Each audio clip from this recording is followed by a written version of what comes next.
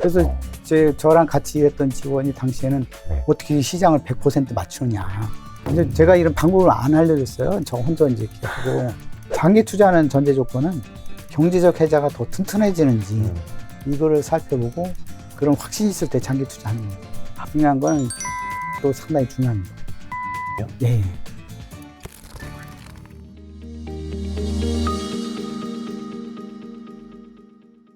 밸류 파트너스 자산운용의 윤종엽 대표님. 실례지만 지금 펀드 매니저 경력이 거의 앞자리가 4자의 가까이 가죠. 예. 한 38년 예, 예. 정도 네. 되신 1세대 아니십니까? 거의 우리나라에서는. 그렇습니다. 예. 존경합니다. 감사합니다.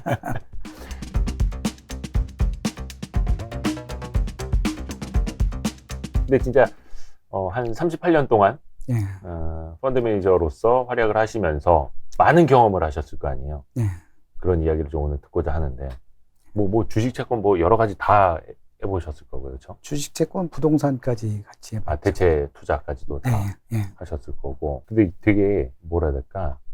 일반적인 여의도의 펀드 매니저와는 굉장히 결이 많이 다르시다고 들었습니다. 네. 지루하고 따분하고 재미없고 외롭고 한 길이 네. 사실은 편하고 마음 편하고 안정적으로 수익 낼 수 있는 변동성이 작으면서 네. 그 길이다라고 해서 사실은 많이 안 알려지는 걸 좀 싫어하고 극도 싫어하고 제가 알려지는 걸 많이 안 어울리고 그랬죠. 약간 좀 주류와는 반대로 가시는 그렇죠. 스타일. 제가 갈 길을 그냥 네. 꾸준히 가는 한눈 팔지 않고 제 길만 가는 그런 스타일이라고 보시면 되죠.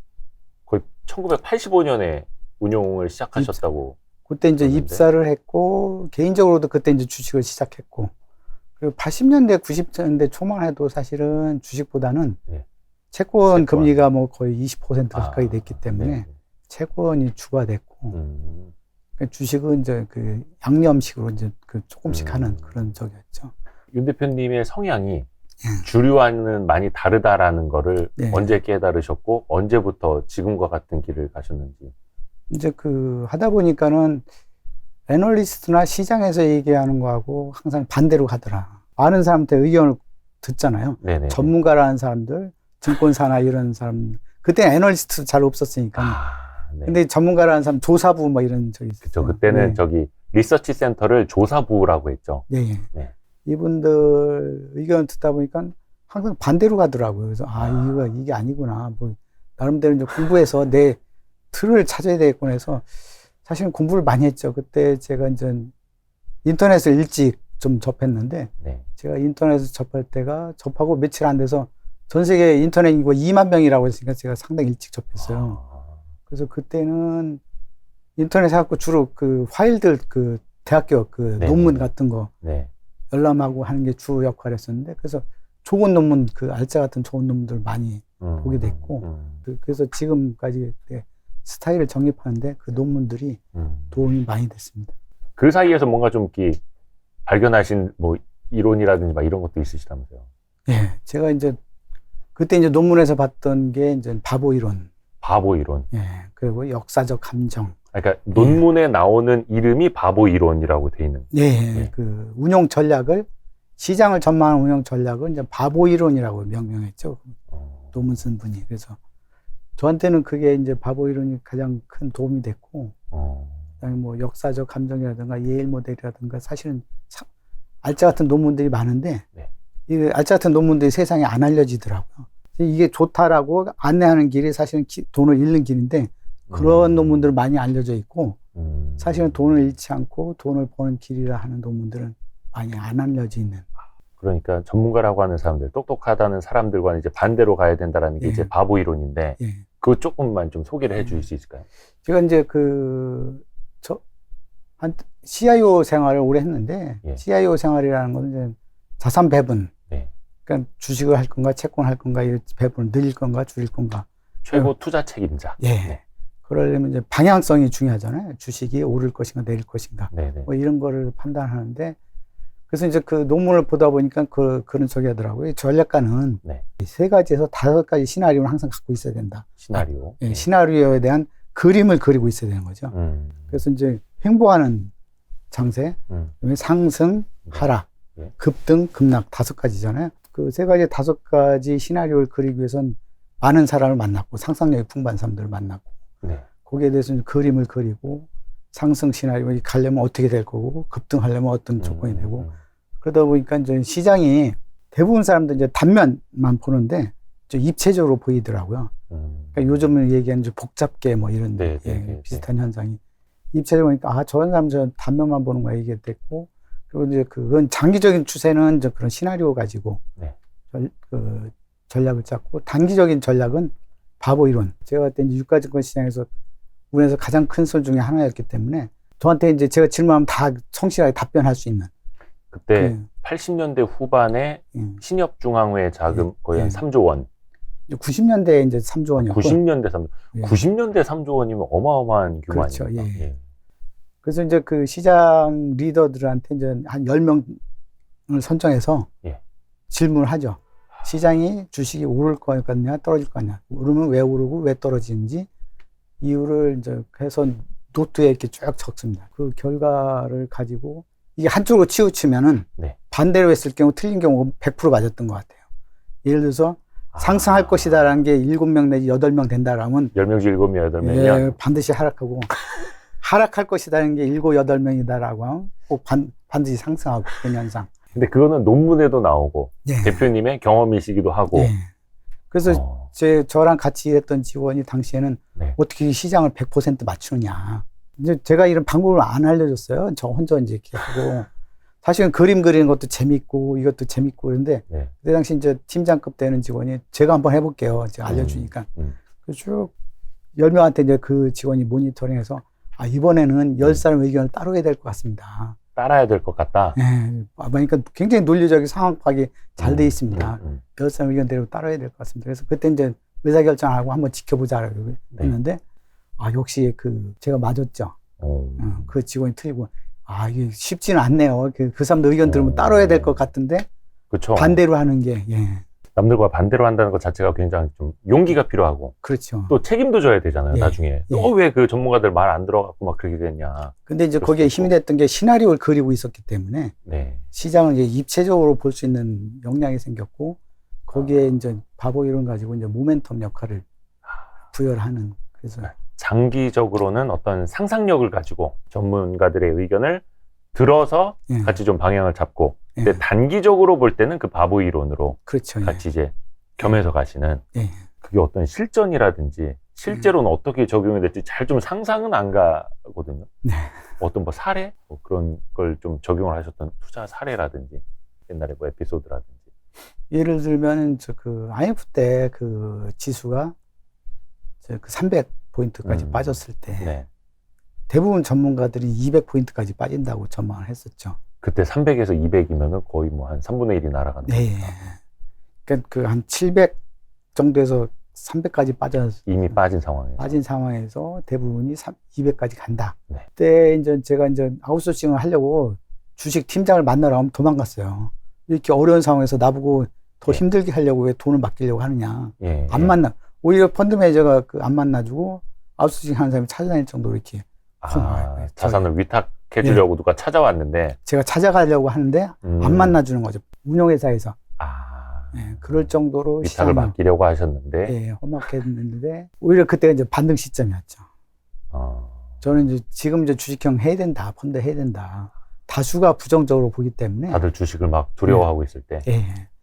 지금 해야 된다라고 할 때 다 도망 다니고 이랬었죠. 근데 그때 한 게 맞았죠. 적절한 판단이었죠. 또 이게 시장에 항상 쏠림 현상은 늘 있어 왔는데, 쏠림 현상이 뭐 한두 달 만에 끝난다라는 거면은 이제 약간 바보 이론으로 이렇게 반대에 있어도 괜찮은데, 쏠림 현상이 또 막 장기간 있거나, 이럴 때는 또 뭐라 해야 될까, 조금 손가락질을 받을 수도 있잖아요. 예를 들어서 2020년부터 거의 한 1년 이상을 막 성장주 막 쏠리면서 엄청나게 심했고, 그게 가장 이제 최근이니까, 그럴 때는 좀 어떻게 하셨는지. 그거는 이제 나중에 뒤에서 역사적 함정할 때. 역사적 함정? 그 사이클을, 단기 사이클만 보는 게 아니라, 이제 20년 이상 사이클을 봐야 된다라고 돼 있어요, 논문에. 그러니까 20년 이상을 봐야 상승과 하락의 그 산을 그린 한 사이클을 보고 나서 판단해야 되는데, 대부분 사람들이 3년, 5년, 짧게는 10년 이내 사이클만 보고 상승만 보고 하락만 보고 하기 때문에 짧게는 10년이라는 표현이 예. 굉장히 잘못된 판단을 할 수 있다. 그래서 네. 그 자산 배분을 하려면은 최소한 그 20년 이상의 사이클을 보고 의사결정해야 된다라는 게 이제 논문의 결론이었었죠. 약간 그 대표님이 기승전결 이걸 준비를 해오셨네요. 네. 그래서 와 20년이 한 사이클이면은 예. 경제 사이클 특히 채권 이제 금리나 이런 것도 주식도 20년 사이클이 상승과 하락을 한 사이클로 보는 그런 사이클로 보죠. 그래서 길게는 한 100년 사이클 여기서 이제 넓게 보고 봐야죠. 오늘 그 특히 이제 준비해 주신 주제가 120년 미국 주식 역사에서 배우는 주식 투자 전략이라고 이야기를 해주셨어요. 그 120년 안에 어떤 내용이 있는지 뭐 한마디로 좀 축약해 주신다면. 120년 역사를 볼 때 이제 그 미국의 이제 주식 이제 1900년도부터 지금 2020년까지 120년 이렇게 보잖아요. 120년. 그 6사이클이네요. 죄송합니다만. 그래서 이제 그 여러 가지 현상들이 반복되는 현상들이 나오고 있습니다. 사실은 반복된 현상을 여러 가지 봤을 때 지금 우리나라가 처한 어떤 재테크 상황이나 주식시장 상황이 미국의 이제 73년도와 매우 유사하다. 1973년. 예.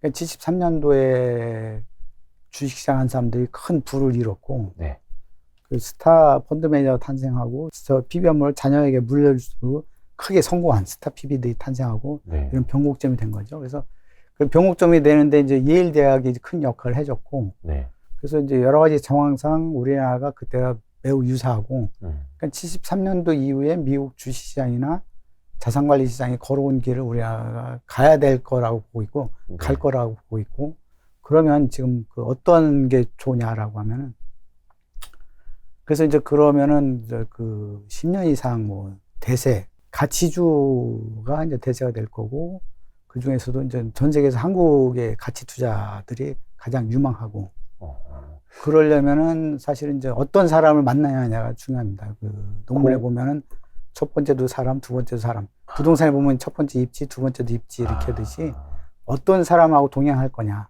그래서 그 책을 통해서 배울 수도 있고 사람을 통해서 배울 수 있고 요즘 같은 경우는 유튜브 어떤 사람이 하느냐 이런 걸 통해서 누구의 말을 듣느냐. 배울 수도 있고.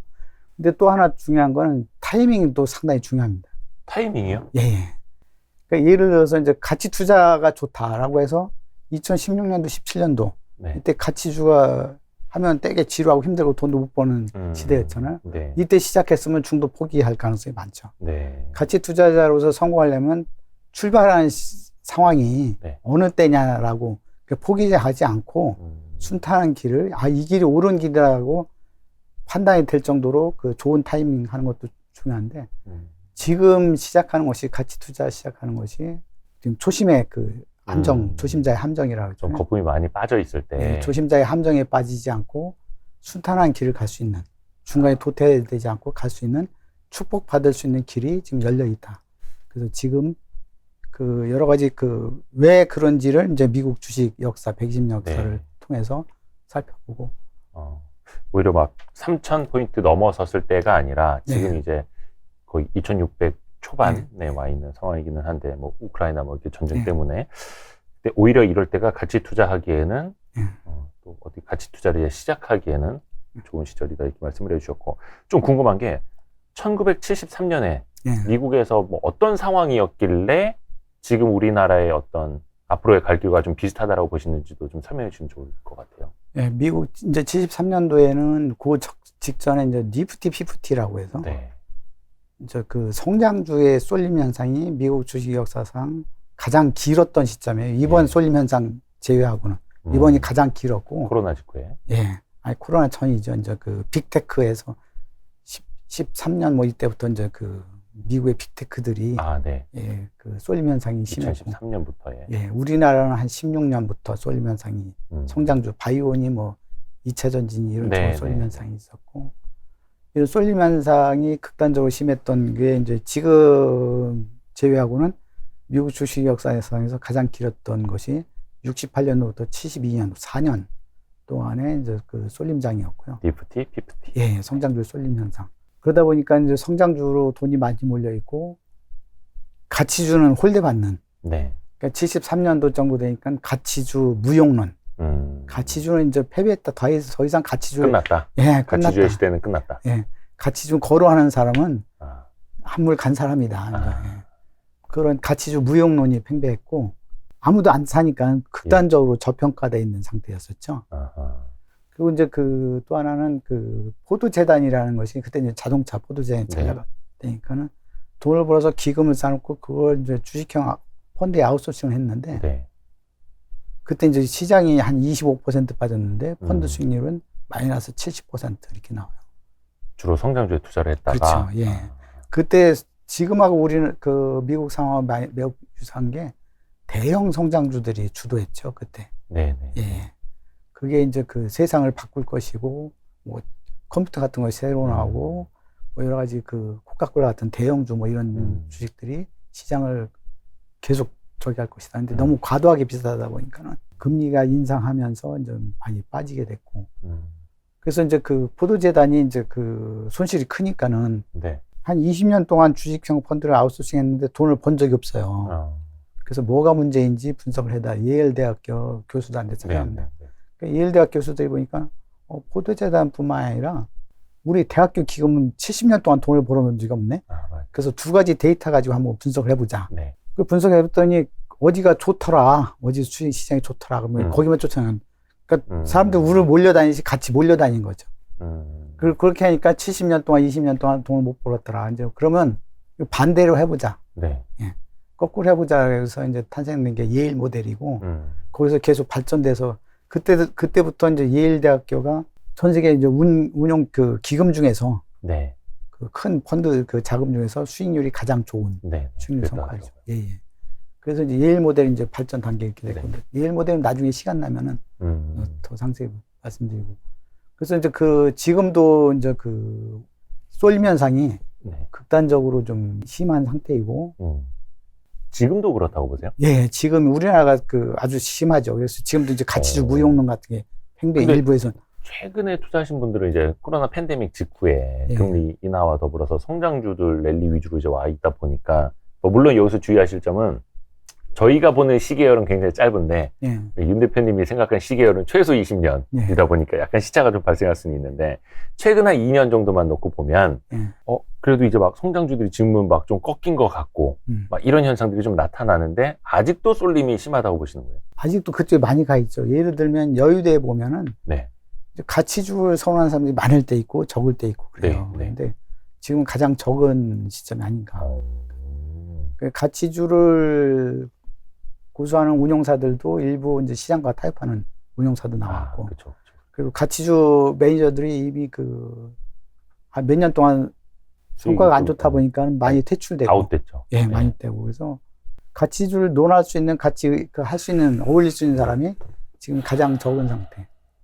맞습니다. 그래서 조금 저도 그게 많이 아쉽기는 한데, 그래서 이렇게 펀드 매니저들 이야기하는 거 들어보면은 다 막 저쪽에서 뭐 롱숏 전략 짜고 있고, 뭐 어디 조금 안 좋은 거 있으면 거기 숏 잡고, 어디 또 롱으로 확 띄워주고 막 이렇게 해서 막 초과 수익률 내려가 막 이런 엄청난 노이즈들이 많긴 한데, 그렇게 반론하시는 분들이 있어요.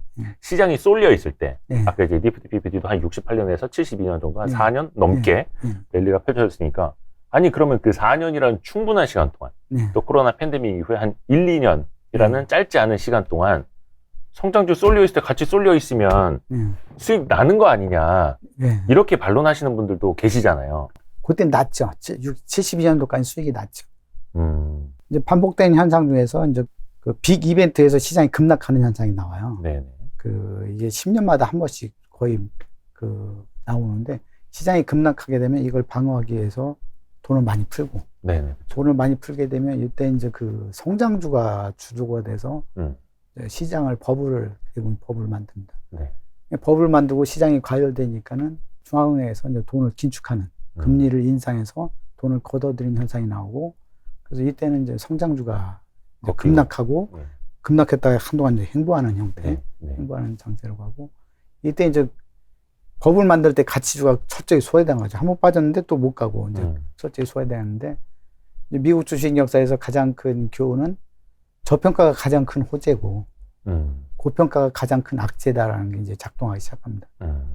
일어나기 시작해서 서서히 이제 가치주가 수익이 나기 시작하면서 자금이 서서히 이제 이쪽으로 가치주 쪽으로 이동하기 시작하죠. 어떤 그게 시점이랄까, 사이클이랄까, 아니면 시기랄까, 그런 게 좀 있을까요? 판단하는 기준이라든지. 근데 이제 재밌는 게 되게 이제 그 7자 들어간에서부터 막 연도 말, 그러니까 1907년도, 1917년도, 1929년도, 그러니까 그 10년도마다 보면 끝자락 쪽에서 그런 급락 현상이 나왔고, 그러니까 예를 들면 우리나라도 이제 70년대 말에 이제 건설주 파동이 있었고, 80년대 말에 이제 블랙 먼데이, 90년대 말에는 IMF, 2000년대 말에는 이제 서브프라임 있었고, 2010년도에 이번에 조용히 지나가나 보다 했는데, 20년도에 이제 코로나 사태 있었고, 그래서 급락 현상이 나오죠. 그래서 급락 현상이 나오고 급등 현상이 나오고 그 다음 장세까지 이어지는 장세는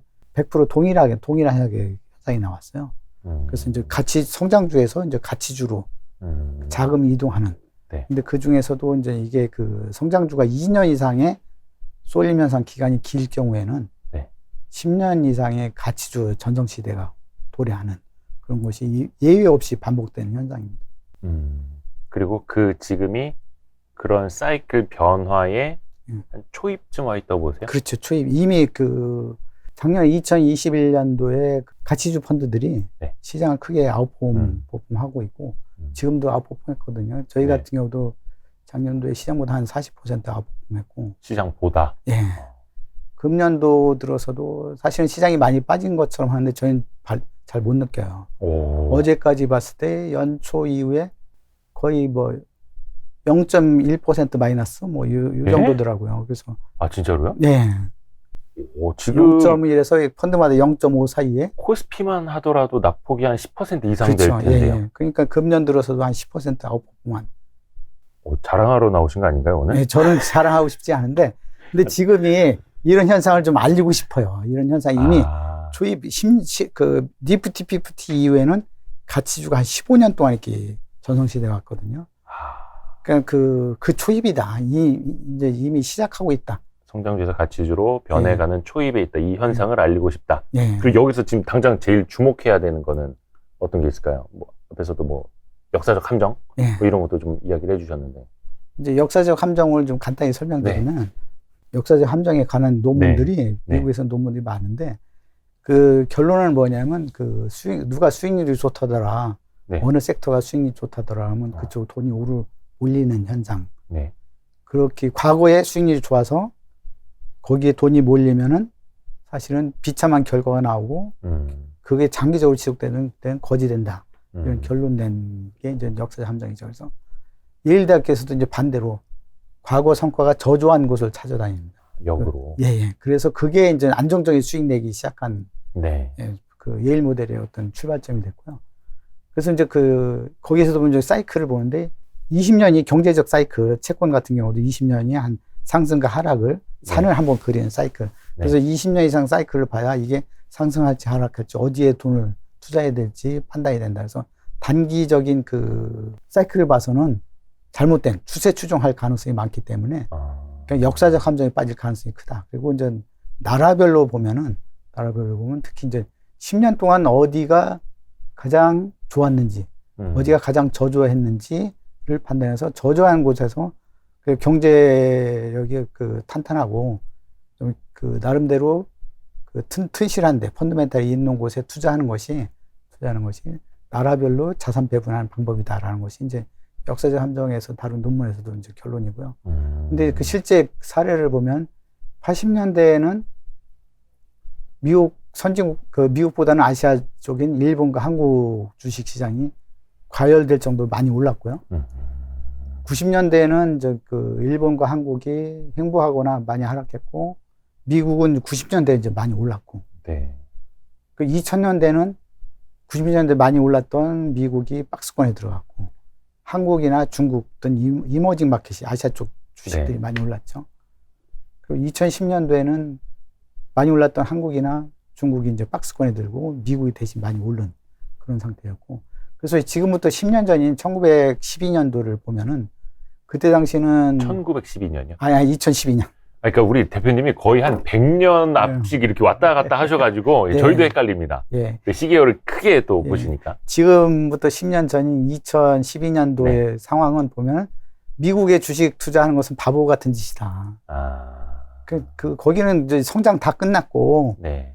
성장이 다 끝나라는 이제 선진국은 이제 투자할 만한 종목도 없다. 2012년 즈음이면 네. 그 글로벌 금융위기에서 V자 반등으로 올라오고 나서 그렇죠. 유럽의 재정 위기 때문에 시장이 계속 흔들리고 네. 미국의 어떤 경제 성장률도 기저효과 때문에 높았던 것 아니냐라는 예. 의문들이 좀 많아졌을 때 즈음. 그리고 이제 그때 이미 한국하고 중국은 이제 많이 올라 있는 상태였고, 네.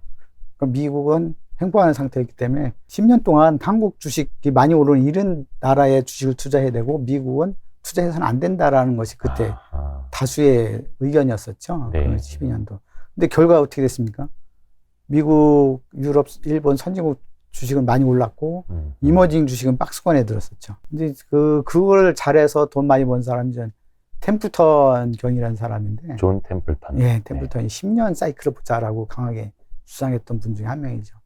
그래서 이제 저도 이제 제가 템플턴이라면 어디에 투자할까, 어떤 의사결정 내릴까 한번 생각을 해봅니다. 네. 2012년도에 사람들한테 그랬죠. 내가 템플턴이라면 선진국 주식시장에 투자하는 게 맞다. 근데 지금 와서 보면은 이제 2020년, 10년 후 2020년도는 선진국 시장은 많이 올라서 이제 고평가된 상태고, 네. 한국 등 이머징 마켓은 이제 저평가된 상태죠. 10년 동안 못 올라서. 상황 논리상 그렇게 보면은 지금은 미국 시장이 아니고 한국 시장에 투자할 때다. 앞으로 2020년대에는. 그래서 이제 과거와 같이 10년간 한국 주식이 리드할 가능성이 크다라고 보는 거죠. 그게 이제 지금도 이어진다라고 생각을 하시는 거고, 그 2010년대 말씀하셔서 생각해보니까 그때 막 신조어들이 많이 생겨났던 것 같아요. 브릭스 펀드라든지 막 그렇게 그렇죠. 나라 이름 이렇게 앞글자 따갖고 하는 것도 굉장히 유행이었고, 그쪽으로 돈이 많이 쏠렸었잖아요. 우리나라 증권사나 은행에서 이제 미국 주식 파는 펀드는 극히 소수였고, 중국 펀드, 브라질 펀드, 브라질 채권, 인도 그래서 브릭스 채권 펀드 주식에 만드는 펀드가 다수였었던 거죠. 그때 브릭스의 R이 러시아였고 막. 그때 좀 말로가 좀 그랬죠. 좀 그렇죠. 그래서 역사적 함정이라는 것은 우리나라에서도 사실은 어느 펀드가 유명하더라, 돈을 많이 벌었더라. 그래서 그 펀드에 가입하거나 어느 섹터가 그동안 유명하고 돈도 많이 벌었더라, 우를 몰려가면 결과는 비참한 결과 나왔던 거죠. 근데 또 이제 사람들이 어떤 과거의 패턴이 또 반복될 것이다라고 믿는 것도 있고, 그 중에 하나가 이제 10년 주기 위기설 이것도 있고, 또 과거에는 어떤 위기가 있었으면 역사적으로 패턴 몇 번 가운데 몇 번은 이랬으니 앞으로도 이럴 가능성이 몇십 %다. 이런 걸 이제 찾아내는 게 역사적으로 역사적으로 이런 식으로 배워나가는 거잖아요. 근데 그 역사적인 거에 함정이 있다라는 말씀이신 거고, 그 말의 취지는 어떻게 보면 그쪽이 어떤 맹신? 매몰돼서는 안 된다라는 뜻도 좀 담겨 있는 것 같고. 근데 이런 현상들이 반복된 현상이 동일하게 반복되니까는 120년 동안에. 그리고 지금도 반복되는 그 과정 중에 똑같은 현상이 갈 것이다. 지금 반복되는 나타나는 현상들 보면. 함의를 비춰보자면 한국 시장은 많이 관심을 못 받고 있는 곳이다. 그렇죠. 세계적으로 봤을 때. 그래서 세계에서 가장 저평가받고 있는 시장 중에 하나다. 근데 한국 시장이 저평가되어 있는 게 대표님의 시계열로 보면 어떨지 모르겠지만 그래도 오래됐잖아요. 어떻게 보면 1000년 저평가? 저 나라는 저평가가 당연한 나라야. PER 10배면 충분해. 막 이랬던 거고 지금도 그렇고. 근데 한국 시장이 많이 올랐던 2007년도, 8년도에는 그런 평가를 좀 덜 받았었죠. 그때 한 15배 갔었던가요? 그렇죠. 15배 정도 갔었죠. 그리고 이제 80년대 말 그때도 한국이 또 그때는 비싼 주식 중에 하나였었죠. 80년대 말에는요. 가치주 시대로 넘어가는 초입이라고 말씀을 해주셨고, 한국 시장이 오랜 기간 저평가였다라고 말씀을 해주셨고, 그러면 그게 저평가를 좀 해소할 수 있는 시기라고 보시는 건가요? 아니면 좀 어떤 이유에서? 이제 가치주는 좋아지는 걸 잘 느끼지 못하고 오래 걸리죠. 그냥 가치주 전성 시대가 10년, 15년 간다는 얘기는 서서히 뜨거워지는, 급하게 뜨거워지니까는 잘 못 느끼죠. 근데 이미 작년도부터 시장 대비 한 40% 아웃퍼폼하고 올해도 예. 10% 아웃퍼폼 한다는 얘기는 상당히 좋은데 사람들이 잘 못 느끼잖아요. 그 자체를. 거의 10년, 15년 이렇게 보고 네. 접근 자체를 그렇게 봐야 되는. 네. 그러면은 이제 작년에도 굉장히 가치주가 아웃퍼폼을 했지만 그조차도 초입이라고 보시는 그렇죠. 거고요. 예. 그러면 그럴 때는 뭐 종목 선진 기준이라든지 예. 가치주도 또 가치주 나름 아닙니까? 그러니까 미국 주식에서 그 가치주 중에서 네. 어느 섹터, 어느 그 특징을 갖고 있는 주식들이 주도주가 됐냐. 그러니까 주도주가 됐다는 얘기는 그 저평가에서 네. 적정한 가치를 찾거나 아니면 오버밸류 되는 네. 그런 상태로 가는 주식들이 어떤 특징의 주식에서 나왔냐. 그걸 다룬 논문이 있어요. 그거 좀 알려주세요. 그래서 그게 이제 1960년도, 2040년 동안 미국 주식 시장을 분석한 결과였는데, 네. 요거를 한국 시장에도 적용해 봤을 때 매우 유효한 방법이다. 그러더라고요. 그래서 그분 논문에서는 배당 성장 모형 가지고 이제 주가 산출 공식을 산출하면은, 네. ROE를 분자가 ROE죠. 분모 PBR로 나누고, 그리고 이자율로 나누는데 이자율은 그 외부 변수라고 보고, 그래서 PBR하고 ROE 두 가지 변수를 봅니다. 두 가지 변수를 갖고 ROE 나누기 PBR. 예. 네. 두 가지 가지고 이제 네 부면을 4등분을 나눠요. 그래서 이제 대박주, 성장주, 쪽박주, 가치주 이렇게 나눠요. 네.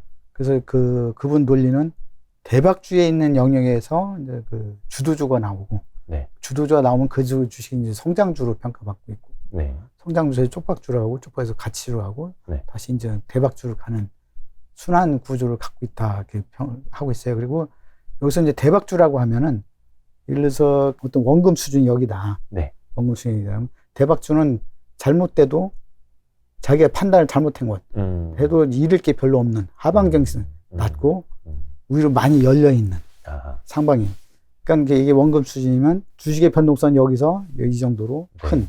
그러니까 성장주는 아래도 많이 열려있고 위도 많이 열려있는 주식이 성장주. 네. 쪽박주는 위로 조금 열려있고 아래로 많이 열려있는.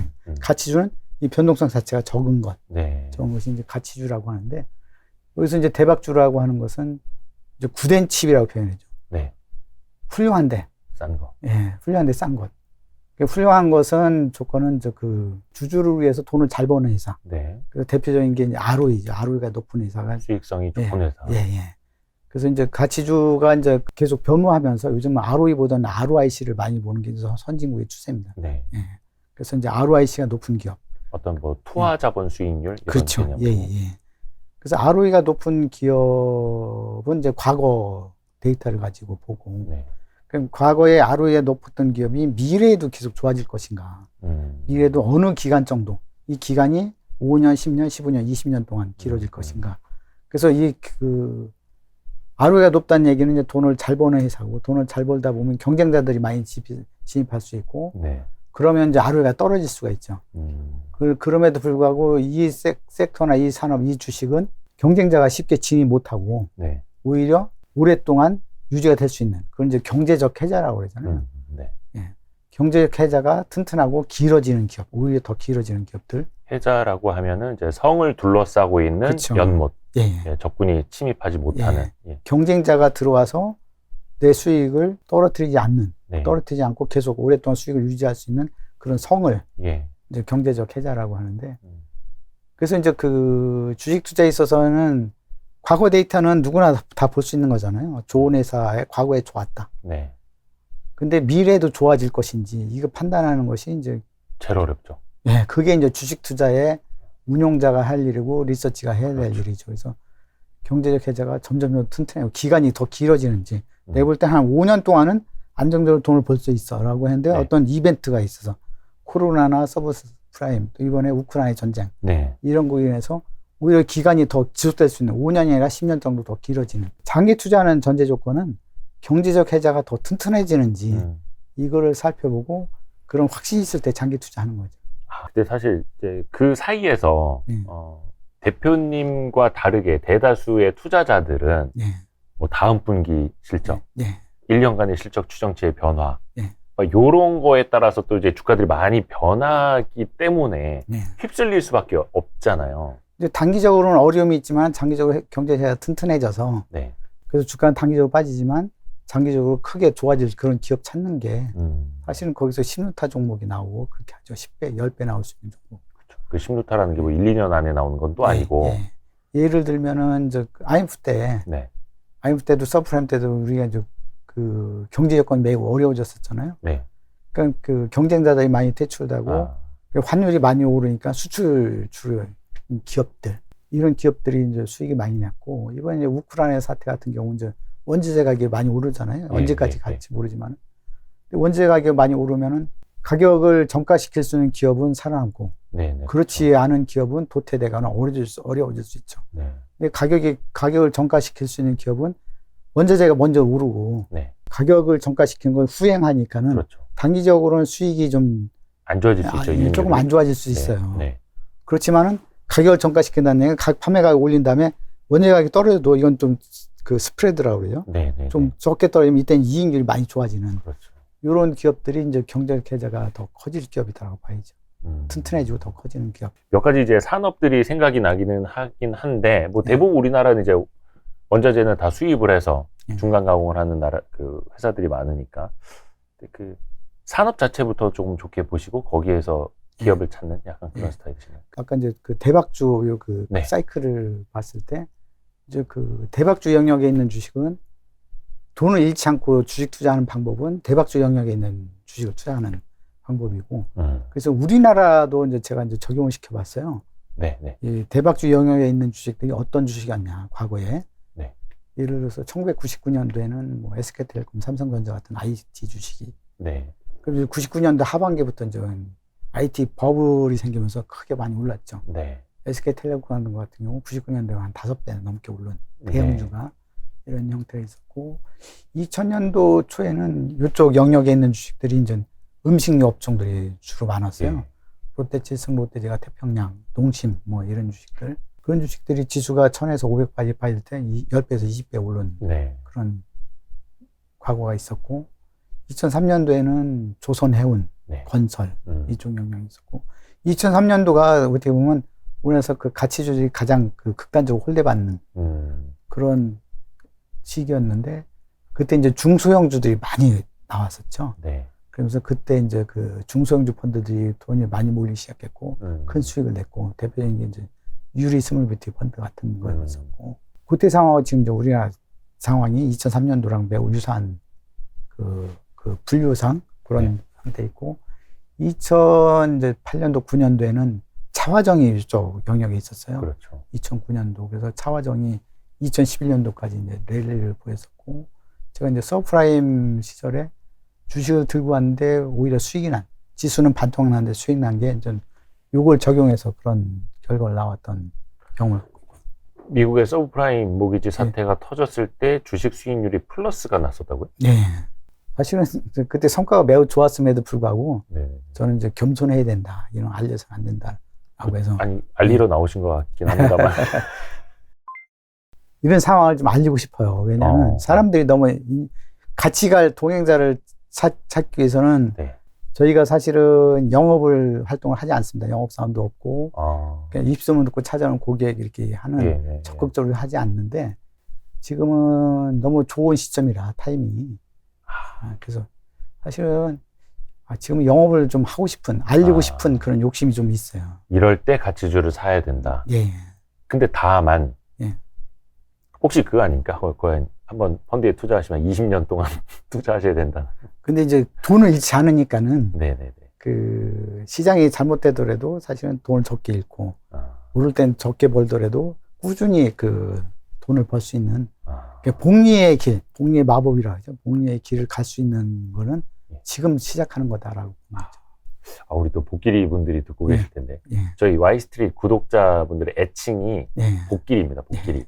가장 좋은 말이잖아요. 투자하는 분들 중에서. 저희는 이제 지식과 자산의 복리 효과를 이제 추구하는 경제 채널인데 얼마 전에 제가 충격적인 이야기를 들었어요. 라디오에서 어떤 이제 주식 전문가라고 하는 분이 복리 효과는 헛소리다.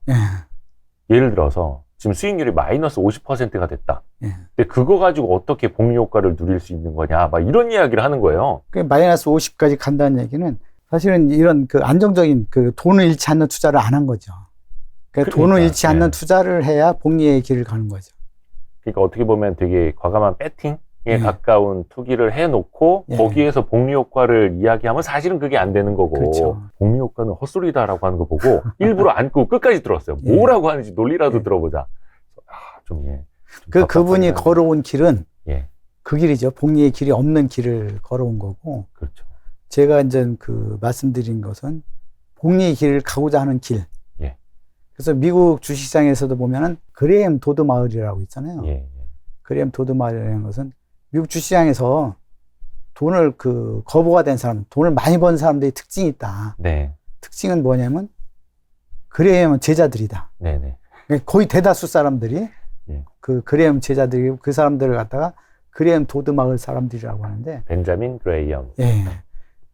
근데 그레햄 도드 마을 사람들이 이렇게 돈을 벌고 안정적으로 그 복리의 길을 걸었으면 이게 교과서에 실리고 사람들이 많이 알고 있어야 되는데 그렇지 못하다.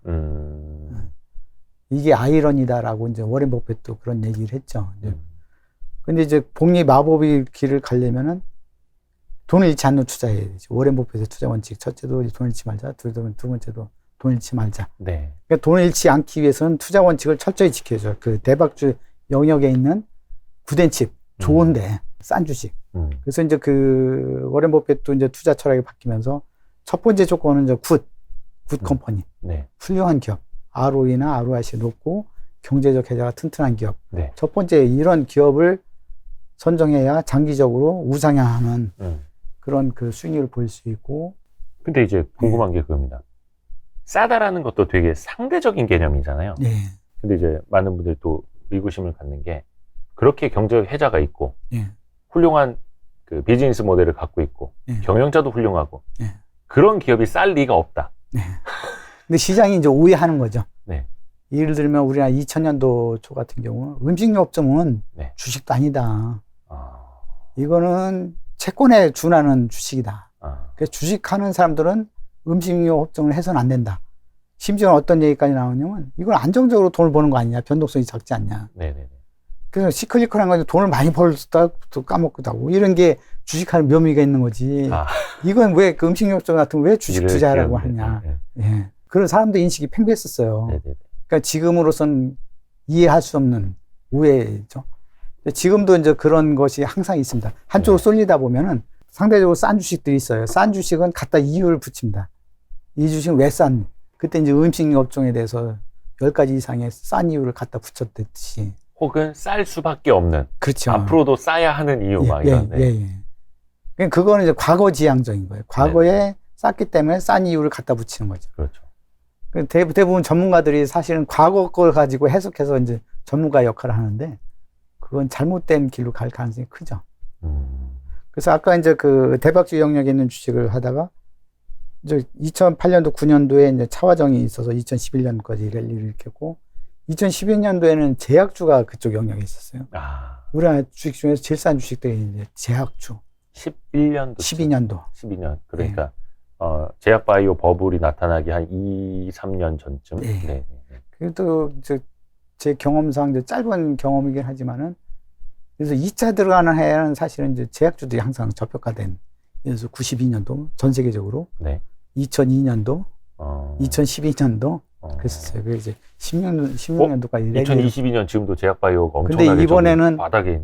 이번에는 뭐라고 저기하겠지만 랠리가 한 1년 정도 늦춰지는 것 같아요. 그러니까 보통 9자, 8자 들어가는 패닉이 있다가 근데 이번에 공짜 들어가는 패닉이 있었잖아요. 네네네.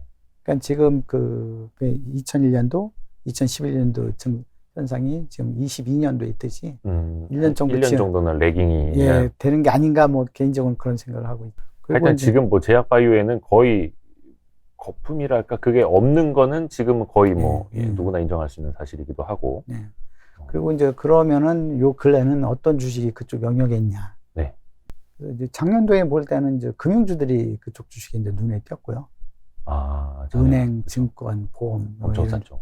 그런 주식이 그래서 지금도 견조한 흐름을 좀 보이고 있고. 근데 지금은 이제 그 중소형주들이 아주 많습니다. 중소형주들이 많고 그래서 지금 중소형주 가치주 하면은 큰 시세를 날 수 있을 거로 기대하고 그 중에서 특히 이제 눈에 띄는 건 전 건자재, 네. 이제 철근, 시멘트, 건자재와 유사한 이제 골판지 뭐 이런 것 등이 돈도 잘 벌고 있고 정가력도 좋음에도 불구하고 저평가돼 있고 또 하나는 이제 지주사들이 그쪽 영역에 이제 대거 있어서 지주사와 중소형주 펀드 같은 거 가입하면 지금 돈을 많이 벌 수 있는 시기가 아닌가 이런 생각을 합니다. 좋아 보이는 약간 네. 섹터 위주로 말씀을 해주셨는데 네. 제약 바이오 쪽은 조금 한 1년 정도는 더 좀 시간은 좀 필요할 것 같다고 보셨고 네. 뭐 물론 윤 대표님에게 1년이라는 시간은 네. 그 상대성 이론이 조금 적용이 될 것 같습니다. 네. 많은 사람들에게 거의 한 20년 같은 1년일 수도 있어요. 적지 않은 분들이 대한민국에서 가치주, 네. 싼 주식, 저평가 주식에 투자하려면 네. 주주 행동주의가 필요하다. 네. 왜냐면 이제 거버넌스 문제가 굉장히 심각하기 때문에 그냥 그들에게 맡겨놓고 했을 때 뭐 실적은 잘 나오겠지. 사상 최대 실적을 냈는데 시가 배당이 0.9%, 1.1%. 배당도 별로 안 줘. 뭐 주주환원 노력도 안 해. IR도 안 해. 주담은 전화도 안 받아. 그게 되게 큰 벽 아닐까요? 그것도 이제 미국의 70년대랑 매우 유사한 상황이에요. 그런 네. 현상들도. 그때 이제 미국도 이제 자사주 매입 수각이라는 것이 거의 없는 그냥 소수의 기업만 하는 형태였고. 70년대 초반까지. 예. 그러니까 돈을 벌면은 영업을 통해서 돈을 벌면 이제 쌓아놓는. 그러니까 우리나라도 지금 극단적으로 그 가치주들이 그렇잖아요. 네. 돈을 벌면 다 쌓아놓기만 하고 가장 바보 같은 짓이죠. 경영진들이. 그러니까 그 현금을 잔뜩 쌓아놓고 그러니까 현금의 그 가치로서 인정을 못 받고 있죠. 그러다 보니까 순현금이 시가총액보다 더 많은 기업들. 그러니까 아까 처음에 이야기하셨던 어떤 뭐 ROE나 ROIC 개념으로 보면 말도 안 되는 거죠. 그렇죠. 그러니까 이제 현금 쌓아놓으니까 현금을 거의 대부분 기업들이 보수적으로 운용하다 보니까는 네. 이제 정기예금 예금에 넣어놓고. 정기예금은 뭐 1 내지 2% 되니까 ROE가 뭐 과거 20%에서 10%로 이렇게 툭툭툭 떨어지죠. 시간이 많이 쌓아놓으니까는. 그래서 이제 가장 무능하고 바보 같은 짓이었는데 이제 미국에서도 이제 70년대 이제 그 중후반부터 15년 동안 가치주 전성시대가 되다 보니까는 가치주 쪽에 이제 돈이 많이 몰리기 시작했고 가치주 펀드들의 수익률이 좋았어요. 가치주 펀드 수익률이 좋고 펀드도 보니까 펀드 사이즈는 커지고 가치주 펀드 수익률도 이제 툭툭 떨어지는 그런 현상이 보이는데 요걸 타개한 게 이제 행동주의죠. 그래서 이제 그 가치 투자하는 사람 다수가 그런 가치주에 대해서 이제 요구한 게 가장 많이 요구한 게 이제 자사주 매입 수각하라. 근데 이제 자사주 매입 수각하라고 하면 그때 당시에는 이제 경기를 일으켰죠. 무슨 말도 안 되는, 지금 현재 우리나라가 그쵸, 받아들인 그런, 그런 상황이었죠. 근데 이제 계속 요구하고 이제 만나보니까는 기업체들 CEO, CFO들 만나보니까 이쪽 자금 시장을 이해를 못 하는 거예요. 그렇죠. 영업 쪽은 전문가이지만은 자산 배분은 우리가 극히 상식적이라는 것, 그 저평가돼 있을 때는 자사주 매입 소각이 가장 좋은 해법이다라는 것을 그 자체를 이해를 못하고 안 하려고 하는 거죠. 그래서 그때 당시 투자자들 이것은 우리가 이제 CEO, CF들 교육 훈련시킬 의무도 있다. 그러면서 더 적극적으로 하자라고 해서 그게 이제 통해서 지금은 이제 현금을 잔뜩 쌓아놓고 있고 이런 기업들을 가장 바보 같은 기업, 가장 무능한 경영진 이렇게 평가받고 있지만은 그때 당시에는 안 그랬죠. 우리나라도 이제 10년, 뭐 5년, 10년 후에는 현금을 과거에 이렇게 쌓아놓고 있는 기업들이 있어서 그런 바보 같은 사람들이 있어 평가할 수도 있을 정도로 될 것 같아요. 그래서 미국은 가치주가 한 15년 전개되는 그런 상황에다가 행동주의에서 기업들이 변하고 그러면서 더 수익을 화려하게 낼 수 있는 그런 장세가 되는데 우리는 이제 동시에 오는 것 같아요. 동시에 오게 되는 모멘텀을 우리는 이제 LG 에너지 솔루션, 카카오 이런 기업들이 많이 느꼈죠. 예, 해서 사람들이 많이 인지하고 있고 올해도 보면 주변에 보면 행동하는 기업 개인 투자자나 네. 펀드들이 좀 상당히 많이 나오고 있어서 예전보다 좀 늘고 있어요. 미국에서는 각각 따로 왔잖아요. 가치주 전성시대 오고 그다음에 행동주의 오면서 자사주 매입수가 그런 현상이 나왔고 그래서 우리나라는 동시에 같이 오는 장이 되지 않을까. 아하. 그러면 미국의 이제 가치주 역사에서 가장 화려한 시절이 이제 73년도부터 시작되거든요. 그러니까 우리는 그때보다 더 화려한 가치주 장세가 오지 않을까. 그런 기대를 하고 있습니다. 근데 이제 70년대 미국이랑 좀 같을지 다를지 저도 잘 몰라서 여쭤보는 게 이게 대주주의 이해랑 예.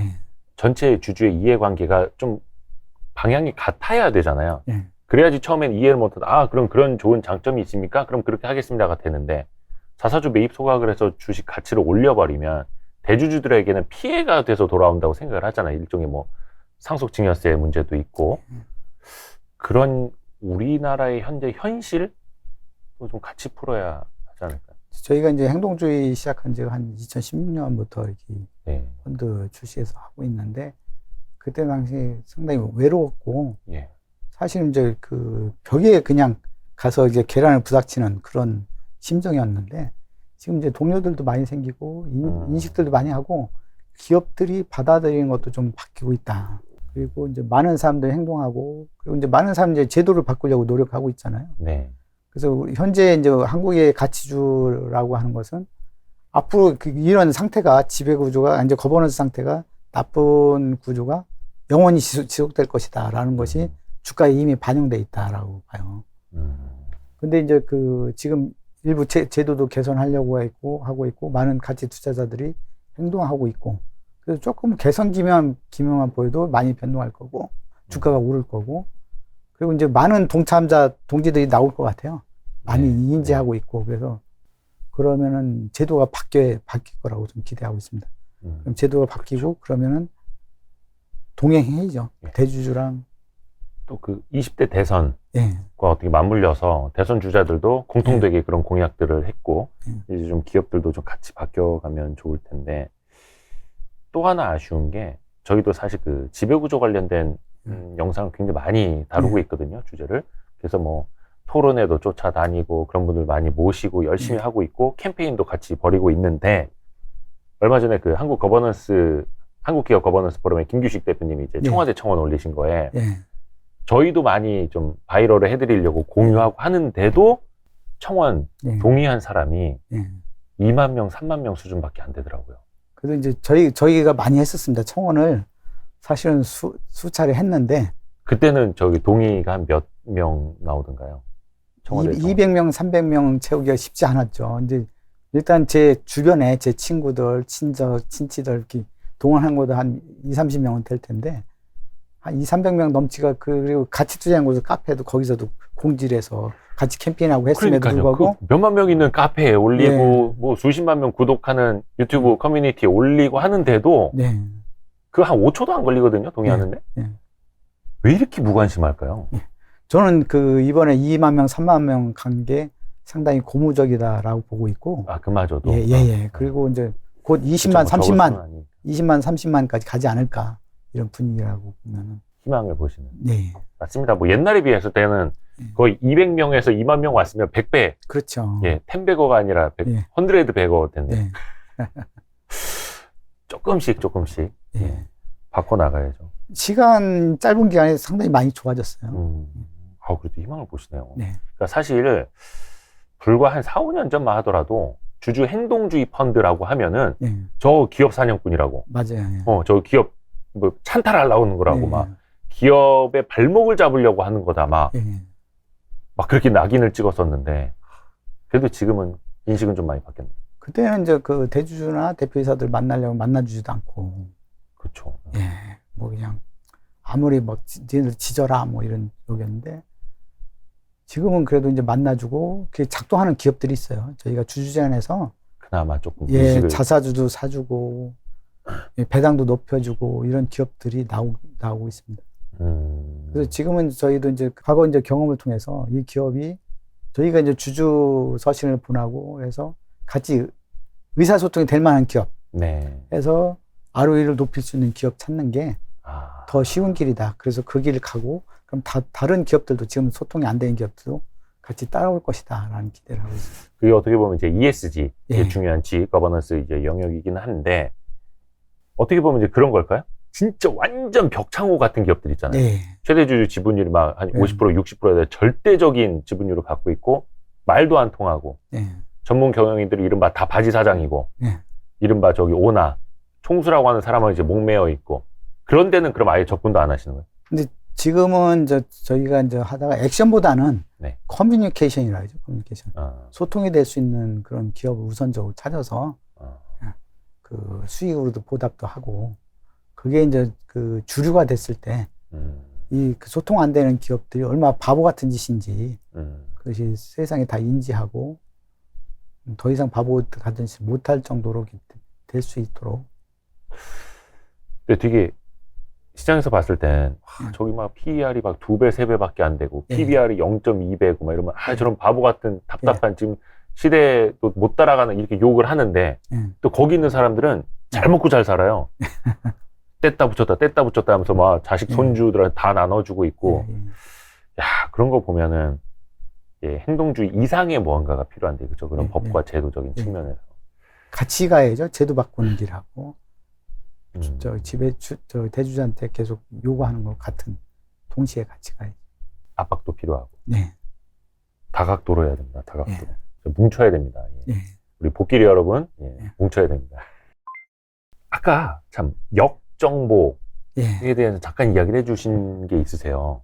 사실은 우리나라가 역정보에서 많이 강탈당하는 그런 자금들이 꽤 많았죠. 네네네. 그건 역사적으로도 이제 사례가 많고요. 그거는 아까 처음에 이야기하셨던 어떤 양털깎이와 같은.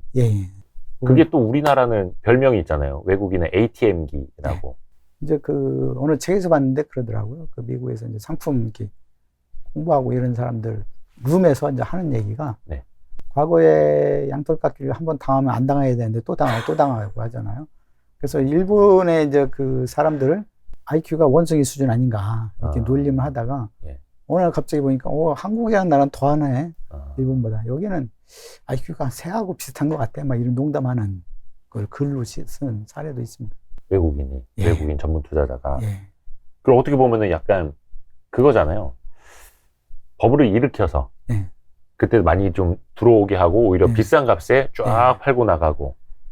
그 이제 간략히 설명드리면 여러 가지 사례가 있는데, 버블 만든 상태에서 버블을 팔아야 되잖아요. 이 사람들이 싸게 사서 비싸게 됐으니까 팔아야 되는 수단으로도 파생 상품을 만들어요.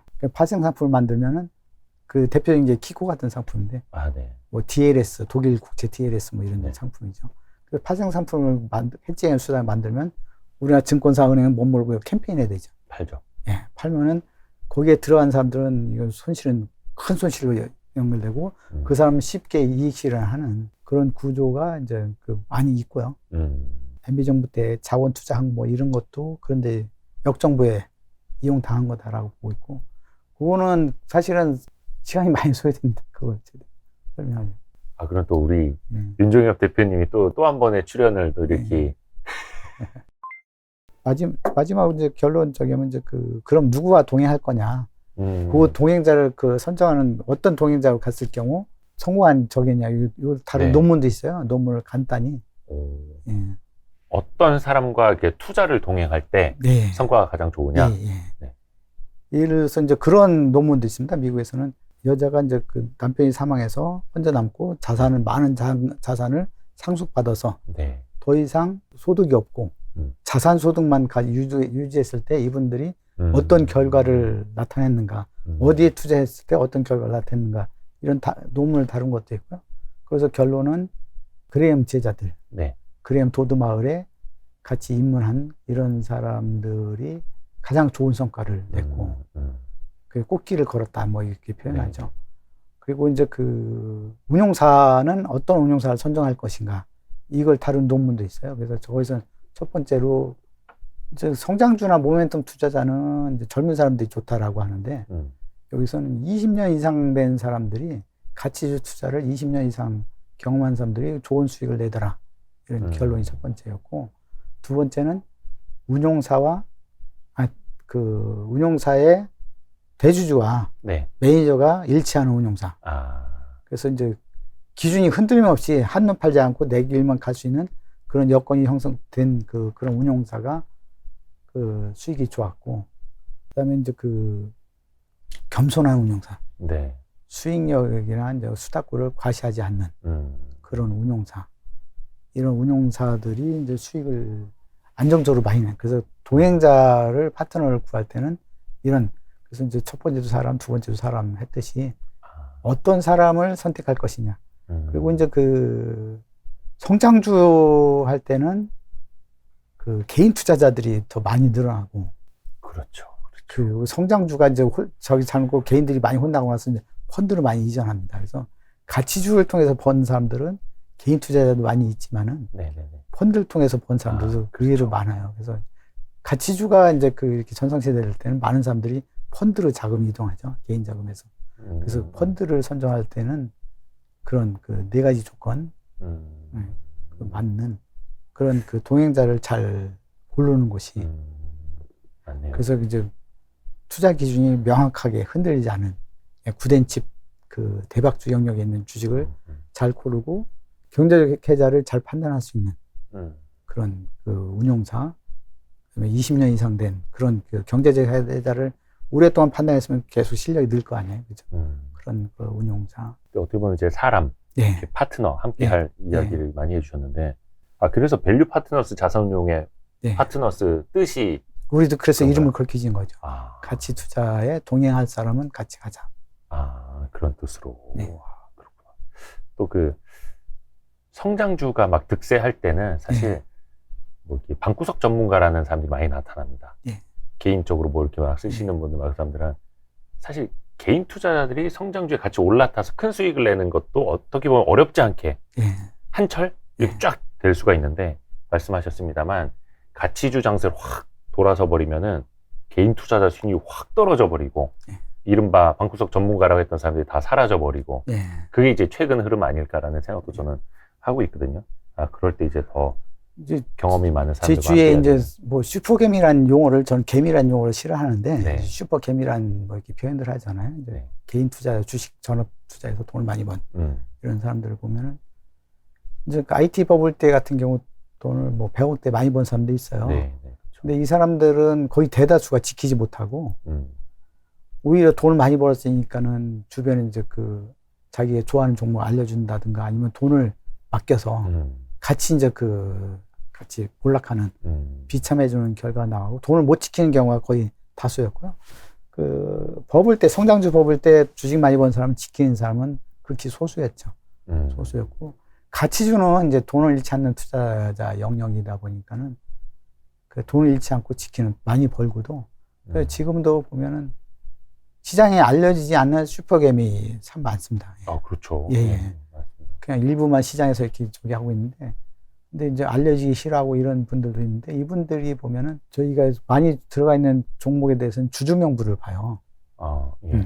주주명부를 보면은 수백억대, 수천억대 개인 투자자 슈퍼개미 된 분들이 의외로 그 주주명부에 많이 있더라고요. 예. 그래서 이분들은 여기서 이제 발 담그고 좀 기다리고 있구나. 그러니까 그분들을 그래서 주주총회 같은 데 가서 만나보면은, 네.